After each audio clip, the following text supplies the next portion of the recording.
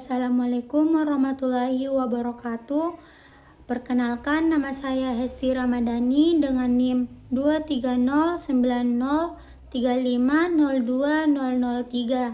Di sini saya akan menjelaskan materi terkait akuntansi biaya bahan baku, di mana akuntansi biaya bahan baku merupakan proses pencatatan, penghitungan, dan pengelolaan semua biaya yang dikeluarkan oleh perusahaan untuk memperoleh bahan mentah yang digunakan dalam produksi. Biaya bahan baku juga mencakup harga pembelian, ongkos kirim, penyimpanan, pemeriksaan mutu, serta pajak atau bea masuk yang semuanya memengaruhi harga pokok persediaan dan harga pokok produksi. Bahan baku juga dapat diklasifikasikan menjadi dua. Yang pertama, bahan baku langsung, dan yang kedua, bahan baku tidak langsung. Di mana yang pertama itu bahan baku langsung yang menjadi bagian dari produk jadi dan biayanya itu dapat ditelusuri secara langsung. Dan yang kedua itu bahan baku tidak langsung, yang dimana digunakan dalam produksinya tetapi sulit ditelusuri ke tiap unit produk, seperti material pendukung dan energi. Selanjutnya itu dalam penilaian persediaan, perusahaan juga dapat menggunakan 3 metode. Yang pertama metode FIFO, dan yang kedua metode LIFO, dan yang ketiga metode rata-rata.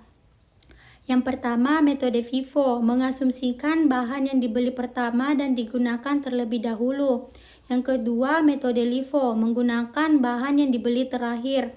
Dan yang ketiga metode rata-rata, di mana metode rata-rata ini menghitung harga pokok berdasarkan rata-rata seluruh persediaan yang dapat berupa rata-rata berkala atau bergerak. Secara matematis, biaya bahan baku juga dapat dihitung dengan rumus biaya bahan baku sama dengan saldo awal ditambah pembelian dikurangi saldo akhir.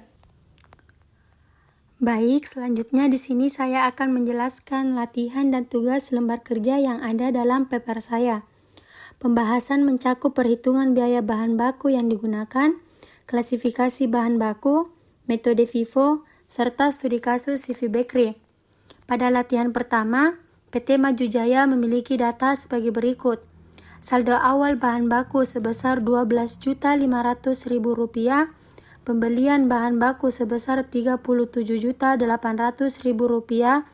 dan saldo akhir bahan baku sebesar Rp9.300.000. Rumus yang digunakan untuk menghitung biaya bahan baku yang digunakan adalah biaya bahan baku sama dengan saldo awal ditambah pembelian dikurangi saldo akhir. Rumus ini digunakan untuk mengetahui total bahan baku yang benar-benar dipakai dalam proses produksi selama satu periode. Saldo awal menunjukkan persediaan bahan baku awal periode, pembelian menunjukkan tambahan bahan selama periode berjalan, dan saldo akhir menunjukkan bahan yang masih tersisa. Selisih ketiganya mencerminkan bahan yang sudah digunakan untuk produksi. Pada latihan kedua, perusahaan memproduksi minuman teh botol dengan bahan daun teh, botol plastik, air, deterjen, dan plastik shrink wrap. Bahan-bahan tersebut diklasifikasikan menjadi dua, di mana yang pertama bahan baku langsung dan bahan baku tidak langsung. Di mana bahan baku langsung yaitu daun teh, botol plastik, dan air, karena bahan tersebut menjadi bagian dari produk jadi.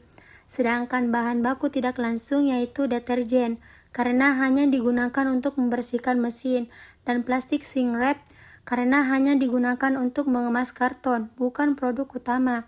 Jadi kesimpulannya bahan baku langsung membentuk produk, sedangkan bahan baku tidak langsung hanya mendukung proses produksi.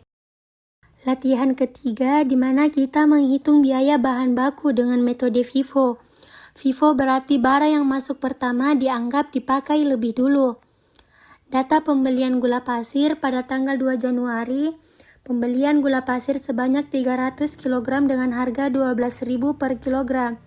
Pada tanggal 10 Januari, pembelian gula pasir sebanyak 500 kg dengan harga Rp13.000 per kilogram. Pada tanggal 20 Januari, pembelian gula pasir sebanyak 400 kg dengan harga Rp14.000 per kilogram. Total pemakaian selama bulan Januari adalah 900 kg. Dengan metode FIFO, 300 kg itu diambil dari pembelian pertama, 500 kg dari pembelian kedua, dan 100 kg itu dari pembelian ketiga. Metode FIFO mencerminkan alur pemakaian bahan yang logis dan realistis, terutama untuk mencegah bahan lama rusak atau kadaluarsa. Selanjutnya, dalam tugas studi kasus CV Bakery, perusahaan membeli tepung terigu 4.000 kg dengan harga Rp4.000 per kilogram, gula pasir 1.000 kg dengan harga Rp6.000 per kilogram, ongkos angkut sebesar Rp500.000, dan yang terakhir asuransi pengangkutan sebesar Rp220.000. Total biaya tambahan adalah Rp720.000. Biaya tersebut dialokasikan berdasarkan jumlah kilogram. Total bahan baku adalah 5.000 kg. Biaya tambahan per kilogram diperoleh dengan membagi total biaya tambahan dengan total kilogram bahan baku. Biaya tersebut kemudian ditambahkan ke harga beli masing-masing bahan sehingga diperoleh harga pokok per kilogram tepung dan gula. Tujuan dari alokasi ini adalah agar setiap bahan baku mencerminkan biaya sebenarnya dalam proses produksi. Setelah menjelaskan latihan dan tugas lembar kerja, selanjutnya saya akan menyampaikan umpan balik dan tindak lanjut sebagai evaluasi pemahaman materi. Sebagai umpan balik, mahasiswa dianggap telah memahami materi apabila mampu mengidentifikasi seluruh komponen biaya pembelian bahan baku, mengalokasikan biaya tambahan secara proporsional, menghitung total biaya bahan baku serta harga pokok per kilogram secara tepat, serta menyusun perhitungan sesuai format akuntansi biaya. Sebagai tindak lanjut, mahasiswa yang masih mengalami kesulitan disarankan untuk mengulang kembali konsep harga pokok bahan baku, berlatih mengerjakan soal tambahan, memanfaatkan Excel untuk perhitungan alokasi biaya, serta berdiskusi dengan teman atau kelompok. Demikian penjelasan dari materi paper saya yang berjudul Akuntansi Biaya Bahan Baku. Semoga penjelasan ini mudah dipahami dan bermanfaat. Mohon maaf apabila ada kekeliruan.